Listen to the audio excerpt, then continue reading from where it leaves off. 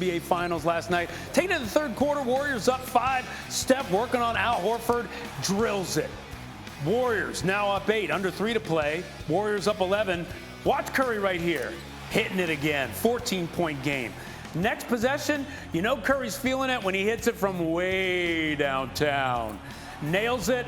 And then speaking of nailing, Jordan Poole with the nail in the coffin, final seconds of the quarter, just inside half court. He launches a prayer, and it goes as time expires. 39 feet out, Chase Center into a frenzy. Steph, everybody loving it. The Warriors blow out the Celtics, 107-88 game. Series tied 1-1 as Curry scores 29. So we bring in my man, Jay Will, to talk about this game. All right, so Steph was really the story here. Show us how Steph got it done in this game and what stood out to you. Well, a couple of things that kind of was interesting to watch was that Al Horford a lot of times was in drop coverage, but still you're going to see, even on some plays, how they defended the situation. So as the play develops, Steph Curry has the ball here, you're going to see a screen coming, and now you're going to see Al once here. Here's drop coverage, right? Now watch, they're going to switch off this action, and you're actually going to see Grant Williams come up here and take Steph Curry off the screen, and they're going to rotate, which is going to leave a shooter open in the corner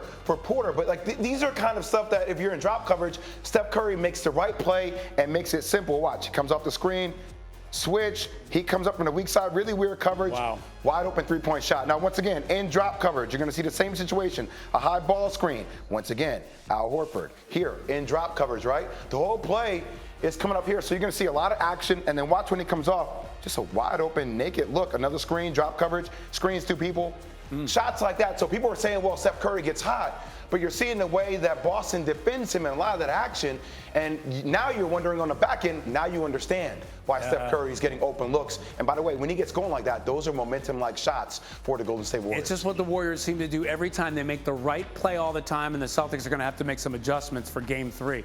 Now, I want to turn to this, because meanwhile, Draymond Green did his Draymond Green thing last night. I mean, he was a pest. He was everywhere. In many ways, I thought he was one of the most valuable players on the floor. Second quarter, already had one technical. He fouls Jaylen Brown. Then they get into it. Both players had to be separated. The refs didn't assess any technicals on him or Brown at that point. So Draymond stayed in the game. Take a listen to what he had to say afterwards. This is the NBA Finals. And, you know, like I said, I wear my badge of honor. It's not that I'm saying they necessarily treat me different. I've earned differential treatment, and I enjoy that. I embrace that. But I'm never going to let someone stand over me. I'm a man first. My kids are in the stands. I don't play by like those type of games. And so whatever happens at that point happens. See, he's saying, I don't let a grown man step over me. I get that. Brown said that Draymond's legs were on top of his head and that he tried to pull his pants down. I mean, you look at this, and I wonder, I mean, that's what he said. I wonder, what do you think the impact of Draymond's play right there should have been last night? Well, I don't think he should have been ejected from this. And I was really impressed with Draymond because he was the instigator.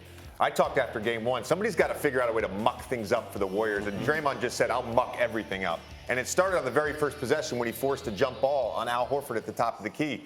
Draymond knows this. When he gets a technical, he's allowed to get away with a whole lot more for the rest of the game. He's basically towing that line over and over again for the rest of the game with the referees. So daring the refs to do something. Daring them.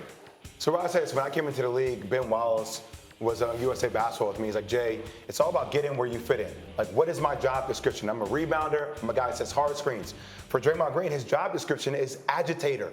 I mean, he did it with Grant Williams, got a technical foul. He did it with Jason Tatum, baited him into a foul. He did it with Marcus Smart. He did it with Jaylen Brown, just leaving his leg hanging on there, getting him to react. When you're talking about Draymond Green in your huddle during timeouts, more so than you're talking about the game plan, you're winning.